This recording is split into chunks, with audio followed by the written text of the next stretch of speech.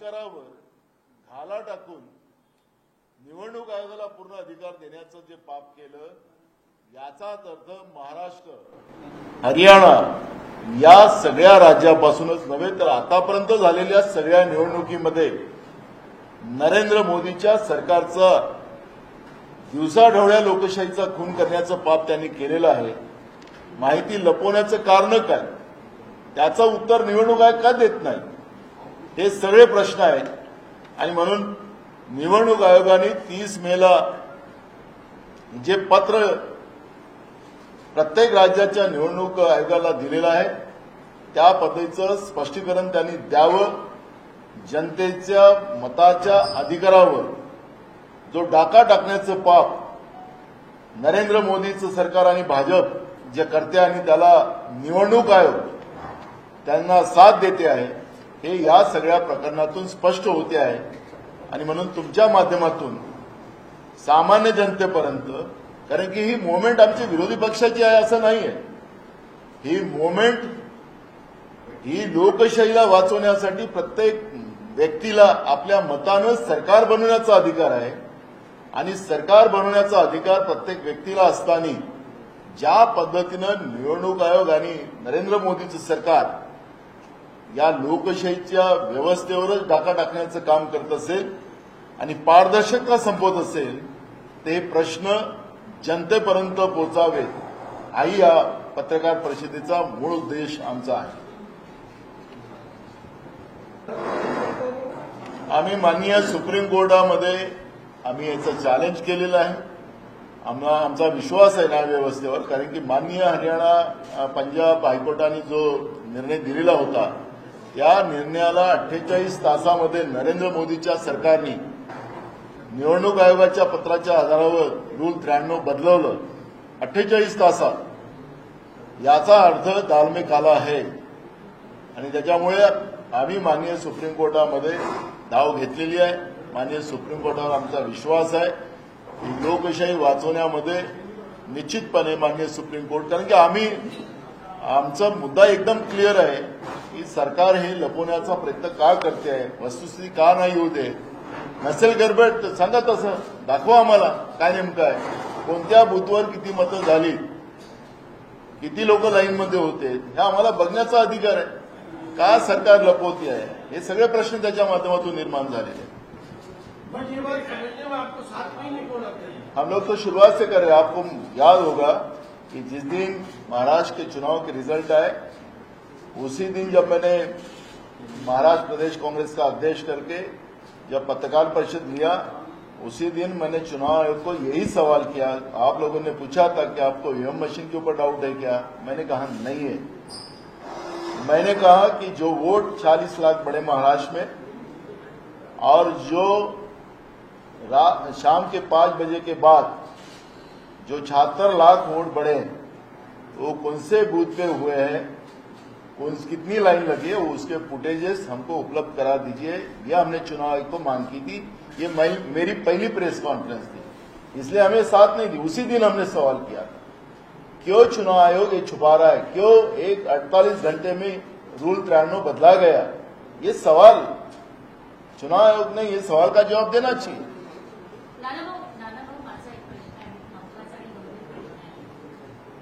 रश्मी शुक्ला यांच्या विरोधात 500 कोटींचा तुम्ही जो दावा केला होता, तुम्हाला माहिती आहे की 31 मार्च 2022ला ऍडव्होकेट सतीश शुक्लेंना अटक झाली ईडी. त्याच्यानंतर तुम्ही निवडणूक याचिका दाखल केली होती की त्याची उत्पन्न संपत्ती याच्यासाठी सगळी खोटी माहिती दिलेली आहे. पण आतापर्यंत 3 वर्ष झाले उकेंना जामीन नाही. 2024 मध्ये सर्वोच्च न्यायालयाने स्वतः जामिनासाठी म्हटलं आहे की विशेष कायदा जरी असला UAPA तरी जामीन नाकारता येत नाही. आज 3 वर्ष झाले आहे, उके अजून पण आतमध्ये आहे. तुमची ती भूमिका, तुम्ही आता म्हणाले की सर्वोच्च न्यायालयामध्ये आम्ही जाणार. फडणवीसच्या विरोधात सुद्धा उकेंनी जी याचिका दाखल केली, सत्र न्यायालयाने मुख्यमंत्री फडणवीसांना उपस्थित राहण्याचे आदेश दिले, परंतु उच्च न्यायालयामध्ये न्यायमूर्ती चांदूरकरांनी सत्र न्यायालयाचा आदेश बदलवला आणि हे चुकीचा आदेश दिला असं म्हणतात. तुम्हाला न्यायालयाकडून कितपत तुम्हाला विश्वास आहे आणि उकेंविषयी बोला. बघा, सतीश उकेच्या प्रकरणामध्ये जे काही झालं, त्यावेळेचे पोलीस कमिशनर आणि ज्या पद्धतीने ही सगळी घटना झाली, हे सगळ्यांनाच कळते, सगळ्यांनाच माहिती आहे की कुठल्या आधारावर खोट्या केसेस लागून सतीश उकेला कसं अरेस्ट केलं गेलं, त्यांच्यावर खोटे आरोप लावून कसं काय केलं गेलं हे सगळं माहिती आहे. पण आता ही प्रक्रिया न्यायव्यवस्थेकडे असल्यामुळे आणि त्यांचा जो जामीनचा अर्ज का नाकारला जातो आहे या सगळ्या गोष्टीवर न्यायव्यवस्थेच्या प्रक्रियेत असल्यामुळे त्याच्यावर मला फार काही जास्त बोलता येत नाही. पण सतीश उकेवर अन्याय झालेला आहे आणि याच्याबद्दल योग्य वेळेवर या सगळ्या प्रक्रियेमध्ये आम्ही जाऊ आणि न्यायव्यवस्थेकडून सतीश उकेलाही न्याय मिळेल अशी आमची अपेक्षा. फोन टॅपिंगचं प्रकरण आता तुम्ही बंद केलं का? नाही, आमचं चालू आहे. फोन टॅपिंगचं प्रकरण चालू आहे. रश्मी शुक्लाच्या विषयामध्ये जेव्हा जेव्हा मला संधी मिळतं तेव्हा तेव्हा रश्मी शुक्लाचा विषय आम्ही मांडतो. तिला कशासाठी 2 वर्षाचं एक्सटेन्शन दिलं, त्यांची तब्येत खराब असताना का दिलं, हे सगळे प्रश्न आमच्या समोर राहतात आणि त्याच्यामुळे सरकार 5वी बहुमतामध्ये आलेलं आहे आणि सरकारला जो माज आलेला आहे तो माज आपण सगळे महाराष्ट्राची जनता पाहते. तुम्ही जे आता जे सांगितलं पण याच्यात तुम्ही फक्त पोटामध्येच अवलंबून राहणार की तुम्ही पुढे प्रोटेस्ट पण करणार? मी तेच सांगत आहे. मी मगाशी बोलताना सांगितलं की या प्रेस कॉन्फरन्सचा माझा उद्देशच मी आपल्याला सांगितलं की ही जनजनापर्यंत पोहोचलं पाहिजे. हे काही लोकशाहीची मतदान ही प्रक्रिया पुरतं नाही, हे लोकशाहीचं भिस्त म्हणजे पाया या आमच्या मतदानाच्या रूपानं तयार होतं आणि हाच पाया खचवण्याचं काम केंद्रातलं नरेंद्र मोदीचं सरकार आणि निवडणूक आयोग मिळून करते आहे. हे आमच्या निदर्शनास आलेलं आहे आणि त्यामुळे सातत्यानं लोकशाहीच्या मार्गाने जनआंदोलन करायची वेळ आली तर जनआंदोलनही आम्ही करणार आहोत. त्याची पण आमची प्रक्रिया सुरू झालेली आहे. पण एक जनजागृती, जसं आमच्या भावाने विचारलं की आप अभी 7 महीने के बाद क्यों बोल रहे हैं, म्हणून हा जो प्रश्न आहे हे सातत्यानं आमचे नेते राहुल गांधीची ही भूमिका मांडतात आहे. मग लोकसभेत असतील, जिथं जिथं संधी मिळाली तिथं तिथं ही भूमिका मांडतात. सातत्यानं आमचा हा प्रयत्न चालू आहे की या माध्यमातून एक जनजागृती व्हावी. मतदानाचा अधिकार ज्या पद्धतीनं चोरला चाललेला आहे, डाका टाकला चाललेला आहे, याची माहिती सातत्यानं लोकांमध्ये व्हावी आणि मग या मोमेंटला मोठं करून, कारण की आम्हाला काँग्रेसला सवय आहे, आम्ही 150 वर्षाच्या पलीकडे या देशावर साम्राज्य करणाऱ्या इंग्रजाच्या विरोधातही आम्ही याच पद्धतीचं मोहीम करून करून मग त्याला मोठा स्फोट झाला आणि इंग्रजाला देश सोडून पळावं लागलं. आणि म्हणून या पद्धतीचं ही जी आत्मघाती व्यवस्था लोकशाहीवर निर्माण झालेली आहे नरेंद्र मोदीच्या सरकारच्या रूपानं आणि निवडणूक आयोगाच्या रूपानं, त्याबद्दलची एक जनजागृती करण्याचं आणि याच्यामध्ये सगळ्यांचंच, कारण की प्रत्येकाला वाटतं की माझ्या मतानं माझं सरकार व्हावं. पण आज मला महाराष्ट्रातलं आपण उदाहरण पाहिलं की आज जे फडणवीसांचं सरकार आहे, कुठलाही उत्सव लोकांमध्ये नव्हता, कुठलाही लोकांनी आनंद व्यक्त केला नाही, कारण की हे सरकार जनतेच्या मनातलं नव्हतं, मतातलं नव्हतं. हे तर सातत्यानं आम्ही पाहतोय. त्याच्यामुळे या पद्धतीची एक जनजागृती करणं, कारण की जेव्हा जेव्हा निवडणूक आयोगाकडे आम्ही जातोय तेव्हा तेव्हा निवडणूक आयोग या पद्धतीचा कुठं ना कुठं मार्ग काढतोय. का लपवत आहे माहिती, का देत नाही, का 45 दिवसात दिसतोय. आता एखादा उमेदवाराला कोर्टात जायचं आहे, त्याला सगळी माहिती गोळाबिळा करता करता 15-20 त्याच्यात 25 दिवस चालले जातात आणि त्यांनी सांगितलं की 45 दिवसात करा, तर डिस्ट्रॉय झालं तर कोर्ट काय करणार त्याच्यात? माहिती लपवण्याची कारणं काय? आणि म्हणून आमचा मुद्दा याच्यामध्ये आहे की ही लोकांपर्यंत सातत्यानं मोमेंट उभी करायची आणि एक दिवस याचा स्फोट होणार आहे आणि लवकरच होणार. एक वेगळा प्रश्न आहे. आता इलेक्शन येणार आहे, त्याच्यात महाविकास आघाडी काँग्रेस, शिवसेना आणि एनसीपी एकत्र लढणार आहे. एक कसा एक्सटेंड करा? स्थानिक पातळीवर जे काही कार्यकर्ते निर्णय करतील त्याप्रमाणे तिन्ही पक्षाचे नेते त्यापदी करतील. प्रत्येकाने, उद्धवजींनी तेच बोलले आहे, शरद पवारजी तेच बोललेले आहे, आमच्याकडूनही तेच आहे. जे काही स्थानिक पातळीवर निर्णय होतील आमच्या महाविकास आघाडीमध्ये, कारण की ही कार्यकर्त्यांची निवडणूक आहे आणि तिथल्या स्थानिक कार्यकर्त्यांचे जे निर्णय असतील ते आम्हाला सगळ्यांना मान्य. उद्धव ठाकरेंनी त्यांच्या नेत्यांची बैठक घेतलेली, त्या बैठकीमध्ये 151 म्हणजे ज्या जागा आहेत स्थानिक स्वराज्य संस्थांच्या, त्या स्वबळावर करण्याची तयारी करण्याचे आदेश देखील उद्धव ठाकरे. बरोबर आहे, मी तेच सांगितलं. ते जे सांगतात तेच मी सांगितलं, मी दुसरं काही सांगितलं.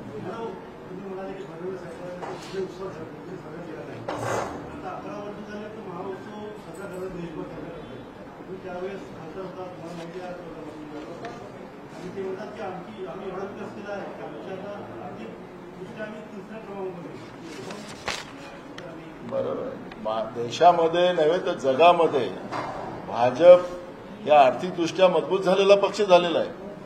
त्यांनी बरोबर म्हटलेलं आहे. पण या देशामध्ये लोक दहशतीत आहेत.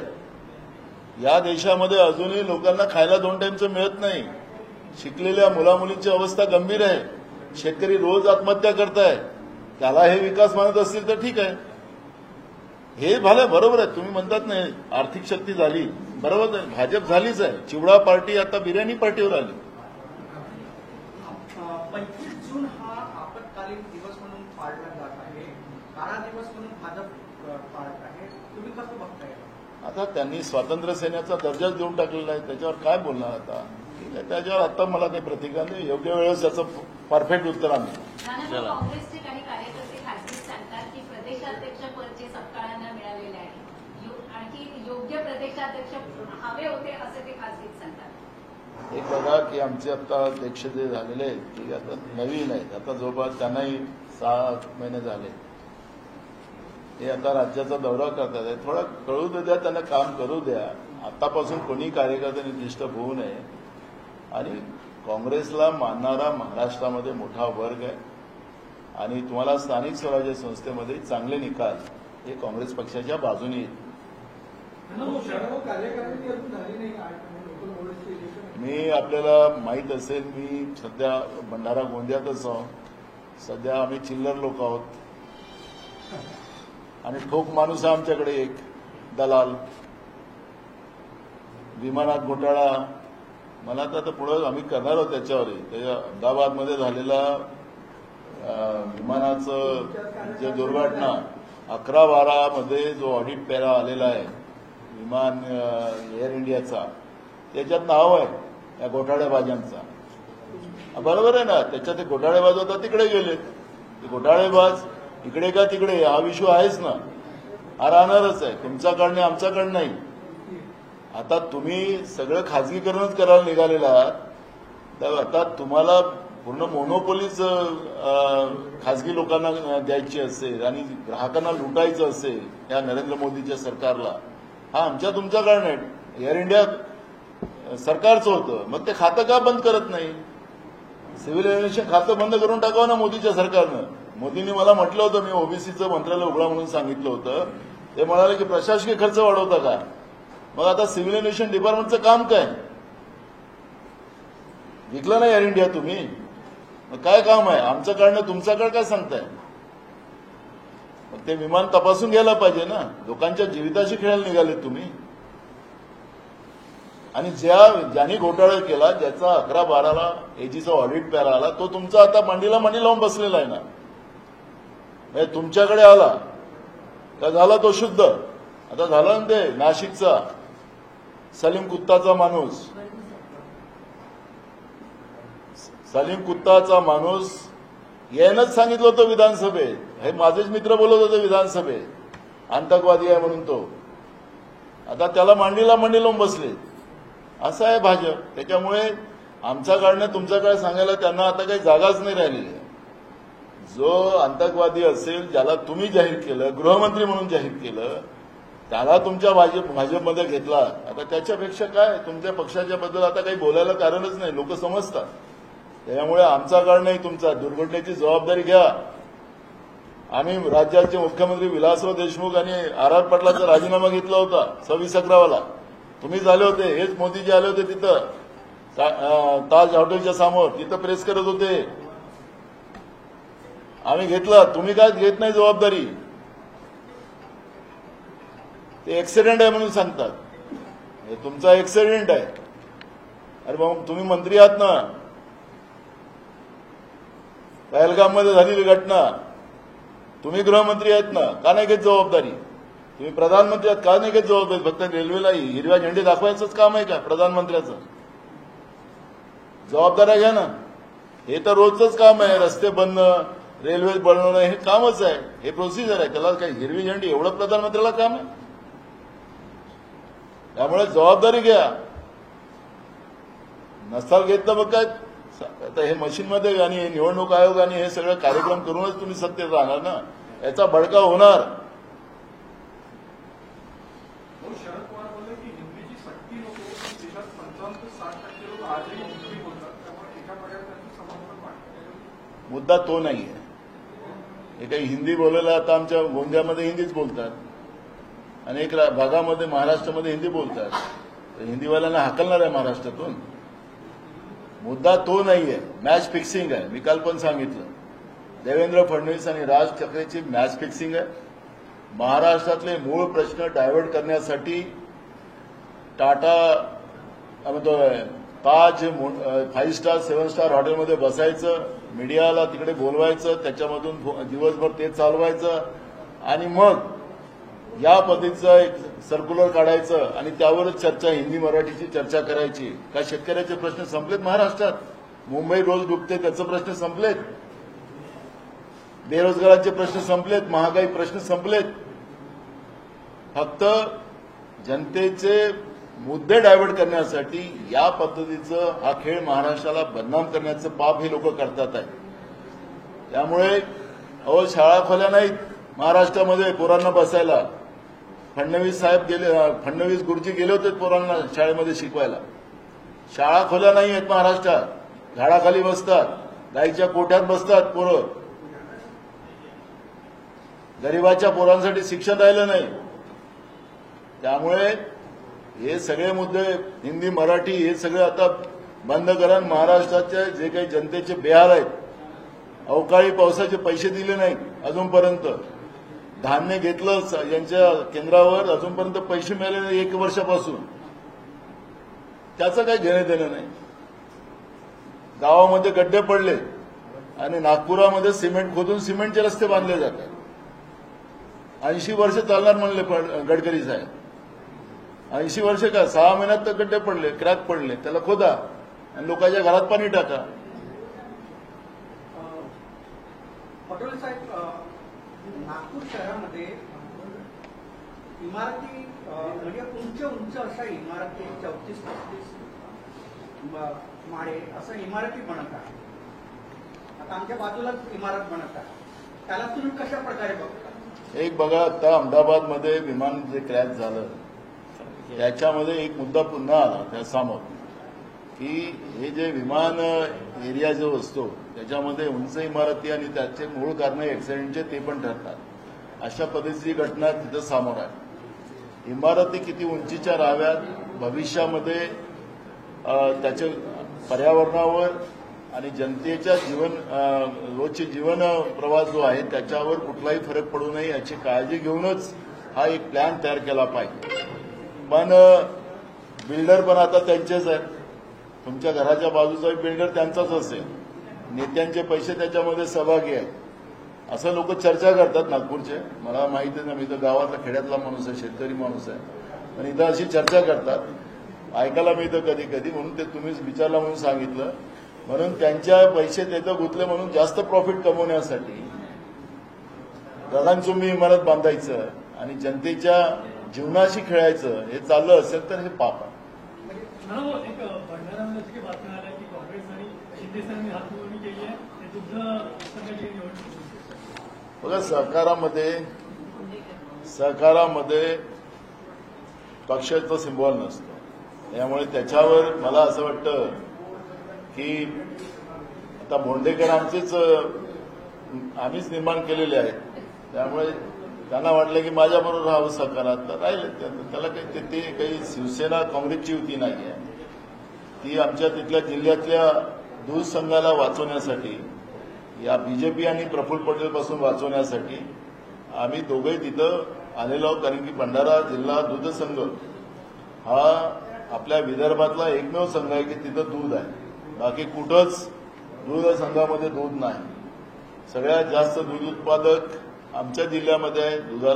तिथं दुधाला चांगली किंमत मिळते. त्याच्यावर आमच्या जिल्ह्याच्या दूध उत्पादक शेतकऱ्यांचं रोज जीवनापन होते आणि त्याच्यामुळे तो संघ बर्बाद नाही झाला. गोंदियाचा बंद झाला. आता भंडाराचा एकमेव आहे तर तोही बंद करायला हे भाजपवाले आणि तो प्रफुल्ल पटेल निघालेला आहे. आणि म्हणून तो संघ वाचवण्यासाठी आम्ही जिल्ह्यातले सगळेजण एकत्रित आले. स्थानिक निवडणुकीच्या अधिक वेळेस घेणार आहे, कारण जिल्हा आता आणि मनपाच्या शाळा हे त्याला वेगळी 2 मिनिटं, मी आता या 4 महिन्यात दर आठवड्यातच प्रेस घेणार आहे.